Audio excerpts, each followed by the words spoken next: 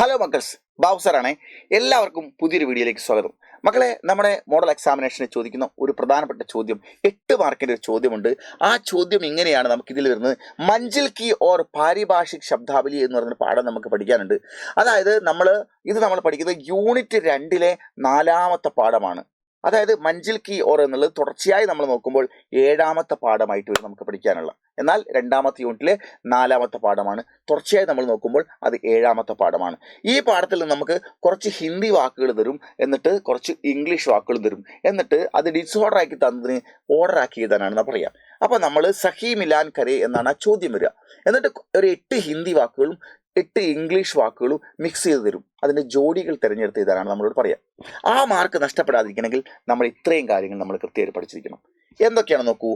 Atom എന്ന് പറഞ്ഞാൽ പരമാണു എന്നാണ്. ആൾജിബ്ര എന്നുള്ളതിന് ബീജഗണിതം എന്ന് പറയും. ബയോ കെമിസ്ട്രിക്ക് നമ്മൾ ജൈവരസായൻ എന്ന് പറയും. കോമേഴ്സിന് നമ്മൾ വാണിജ്യം എന്ന് പറയും. ഗ്രാവിറ്റേഷന് നമ്മൾ ഗുരുത്വാകർഷണം എന്ന് പറയും. ഫിസിക്സിന് നമ്മൾ ഭൗതികം എന്ന് പറയും. സോഷ്യോളജിക്ക് നമ്മൾ സമാജ വിജ്ഞാൻ എന്നാണ് പറയുന്നത്. അഡ്വാൻസിന് നമ്മൾ പേശങ്കി എന്ന് പറയും. അഫിഡവിറ്റിന് നമ്മൾ ശപഥപത്രം എന്ന് പറയും. ഓക്കെ. ആൾജിബ്രയ്ക്ക് നമ്മൾ ബീജഗണിതം എന്ന് പറയും. വാക്സിനേഷന് നമ്മൾ ടിക്കാഗ്രൻ എന്നാണ് പറയുന്നത്. അടുത്തത് ബാക്ടീരിയക്ക് നമ്മൾ ജീവാണു എന്നാണ് പറയുക. ഇവിടെ നമ്മൾ നോക്കുന്നത് ആറ്റമിന് നമ്മൾ പരമാണു, പരമാണു എന്ന് പറയും. എന്നാൽ ഇവിടെ ബാക്ടീരിയക്ക് നമ്മൾ ജീവാണു എന്നും. ആറ്റമും അതുപോലെ തന്നെ ബാക്ടീരിയ മാറിപ്പോരുത്. ഒന്ന് ജീവാണു, ഒന്ന് പരമാണു. ബയോഡൈവേഴ്സിറ്റിക്ക് നമ്മൾ ജൈവ വൈവിധ്യത അല്ലെങ്കിൽ ജൈവ വിവിധത എന്നാണ് പറയുന്നത്. ബോറോവർ എന്ന് പറഞ്ഞാൽ ഉദ്ധാരകർത്ത എന്നാണ്. സർട്ടിഫിക്കറ്റ് നമ്മൾ പ്രമാൺ പത്രം എന്ന് പറയും. പിന്നെ നമ്മൾ സെസ്സിന് നമ്മൾ ഉപകർ എന്നാണ് പറയുക. കെമിസ്ട്രിക്ക് നമ്മൾ പറയുന്നത് രസായൻ വിജ്ഞാൻ എന്നാണ്. ഡിസ്കൗണ്ടിന് നമ്മൾ ബട്ട എന്നാണ് പറയുക.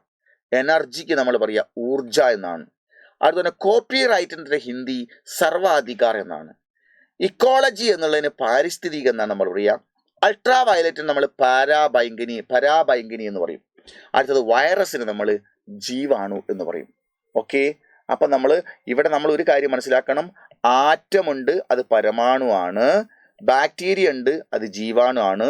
വൈറസ് ഉണ്ട്, അത് വിഷാണു ആണ്. ഇത് നമ്മൾ മാറിപ്പോരുത്.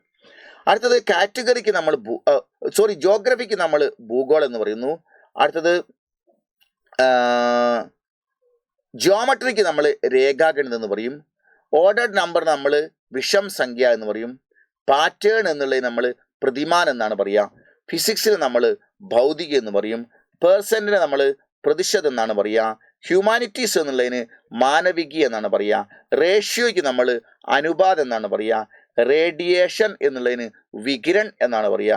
സാറ്റലൈറ്റിന് നമ്മൾ ഉപഗ്രഹം എന്ന് പറയും.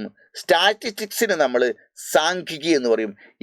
ഇത്രയും കാര്യങ്ങൾ നിങ്ങൾ പഠിച്ചു വെച്ചാൽ നിങ്ങൾക്ക് ആ 8 മാർക്ക് നഷ്ടമാവില്ല. Okay, by.